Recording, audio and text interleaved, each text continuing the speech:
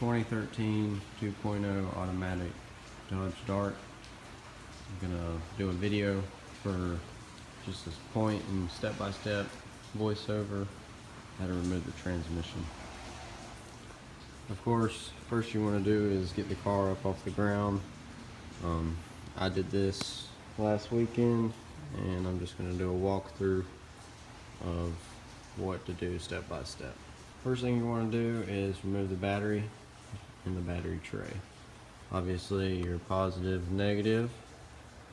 After you remove that, you got your bolt right here that holds the battery in. Once you remove the battery, you're going to want to remove the ECU, and these are two little clamps. They just pop forward and slide off, pop forward, slide off. You also want to remove your cover, which would be right here, your intake, which is your hose clamp, and then there's another hose clamp back in here. Once you remove your battery, you remove your ECU. 1, 2, 3. There's a ground on this one, so don't forget the ground. These two connectors pop off, and then you have a two 13 millimeter bolts that connect to the subframe. You can disconnect those. There's also a bolt right here, which is a 10. There's a bolt underneath this harness, which is another 10. There's another 13, another bolt, and then the last bolt right there. Once you get the ECU battery, this little 90 comes off with those few bolts from that last video. And then last but not least, when you remove your fender well, there's two other bolts down here that you have to remove, which I'm not going to show that because I can't see it right now, but I might be able to see it once I get underneath the car. Now looking at underneath the car, here's your transmission. What I did is, obviously I had everything taken apart, but I'm going to do step by step here. This is your subframe, 15 millimeter, 1, 2, 3. You remove this plate, 1, 2, 3, 4. Those are all 16s. And then once you remove that, the subframe comes down. You'll have the car jacked up. You can remove your lower control arm, and you have to remove that to get to your lower control arm.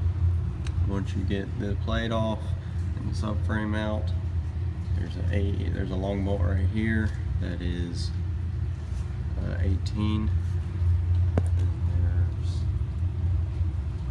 18 on top, 15 on the bottom, bolt right there, and then your lower ball joint, which is that bolt right there, which is an 11 and a 16.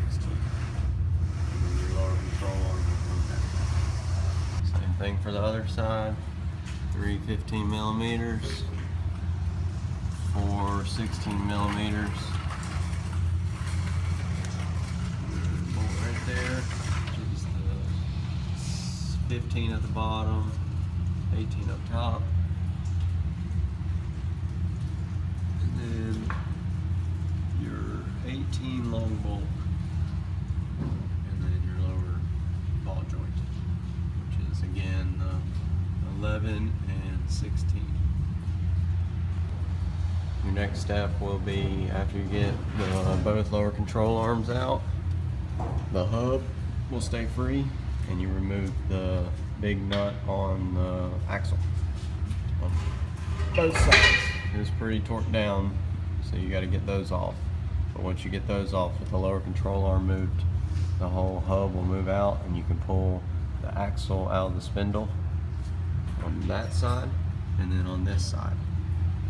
This is the back of the transmission, and back of the car.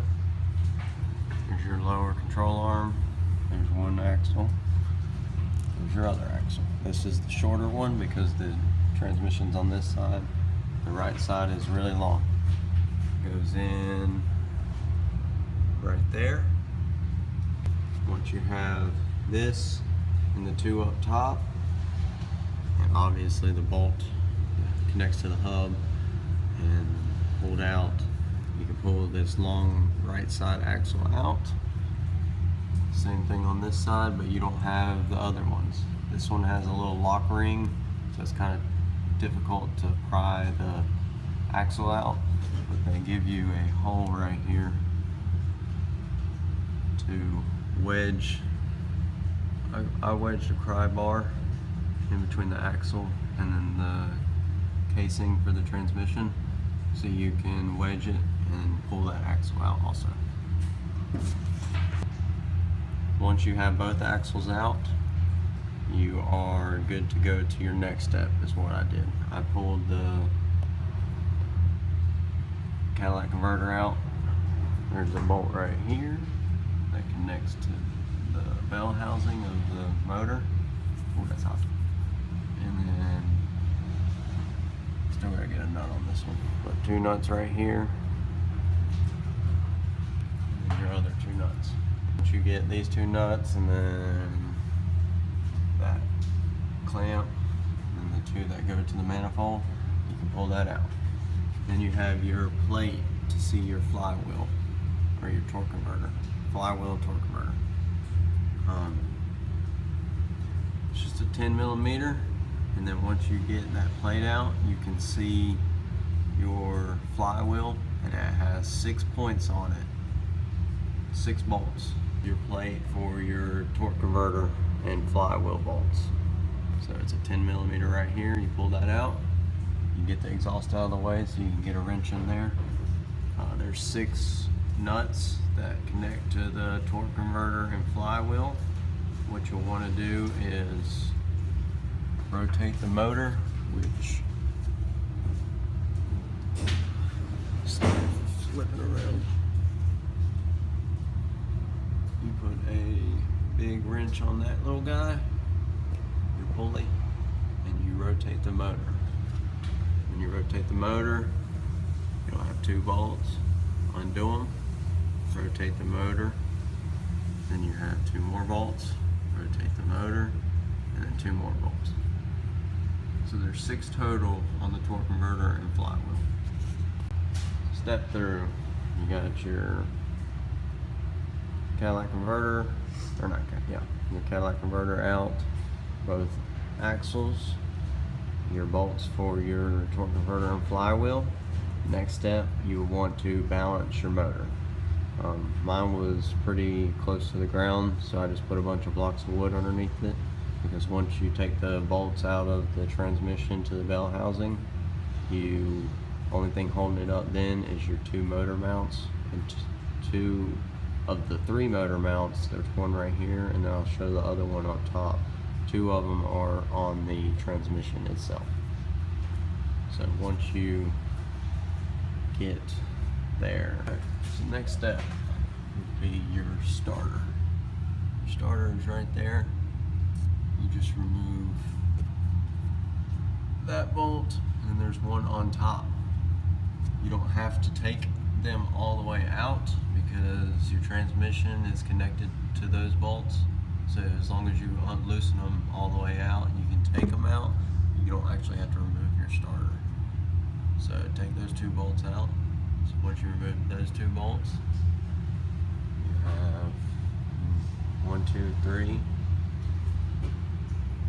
4,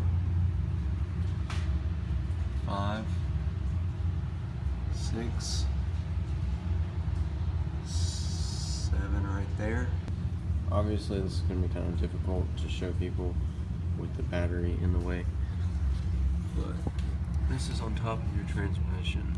You have that connector right there, and then that little 10 millimeter bolt. You have a clip right there, which is where it shifts your gears. This is an air valve right here. You undo that, and then this is on top of what I was just talking about. The red and yellow you'll have to remove. That's your cooling for your transmission. There's your shifter linkage. There's the other 2 clips and the air valve. That's the air valve right there. that is your shifter linkage. You remove those bolts on top of there, and then y'all will have to find your top bolts for your transmission to bell housing. They're to the left over here. I think there's, with the starter is included in that other video. And then you got one right there, and then I showed y'all from the bottom. This is the top of your transmission. This is your one motor mount. So once you remove everything on top of your transmission, get all your bolts out of the bell housing, bolts out of the bell housing, and you remove all your torque converter bolts and flywheel bolts, which is 6 of them in the video. You will balance your motor, have your axles out, and then you will want to remove the transmission. So once you do that, you have your motor balance and everything. This is your top motor mount right here. It's got 1, 2, 3 big bolts, and then that's a ground, I think. So you remove all those. Bottom motor mount. This one right here, 1 bolt. 1, 2, 3 bolts. Once you get that one done, and you obviously balance your transmission or your motor, pull the axles out, pull all the bolts off the bell housing, your bolts off of your torque converter, which is 6 of them, and have the motor balanced, you can then remove the transmission. There is a little bit of gap right here between the cross member and the transmission. So when you remove it, there's enough space right here that you'll want to move it to the right and then down. Once you remove it, then you're good to go.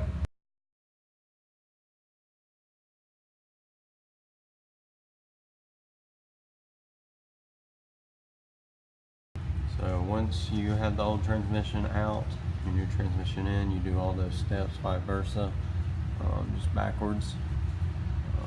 Then you'll want to put transmission oil. This can also be used if you want to change your transmission oil. There's a little bit of oil on here because this is when you're checking it. You have to go through steps. So this is your drain plug, which is a 15/16, I believe. Have a pan, drain all the fluid out, put your plug back in. This is your fill plug. You have to pump it from right here into your transmission. Mine took 1.5 gallons, which I think is equivalent to right around 7.5 quarts. I put 5 quarts in it first. I started it up, let the transmission pump all the fluid through the transmission to the bell or the torque converter, and then I cut it off, pulled this off. It was empty. You know your feel level. This car don't have a dipstick for the transmission.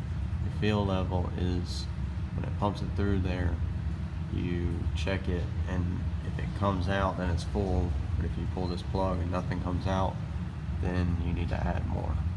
So then you pull it off again, pump some more transmission oil in it, let it go, let it run for a little bit, go through the gears. Don't move the car, of course. And you pull it off again, pull this off, check your oil. If it's running out, then it's full. I had to do it 3 or 4 steps, and then I drove it around and checked it again, and I pulled it off and it was pouring out. So there's no dipstick. So you check it by the level right here. So when you pull that off, it'll be coming out. If it comes out, then it's full. If it don't come out, you keep adding quarts. I did it 3 or 4 times, like I said, and it did right around 7.5 quarts, 1.5 gallons. And then when I drove it around and pulled it back in, I checked it and it was coming out, so it was full. So I hope this helps everybody.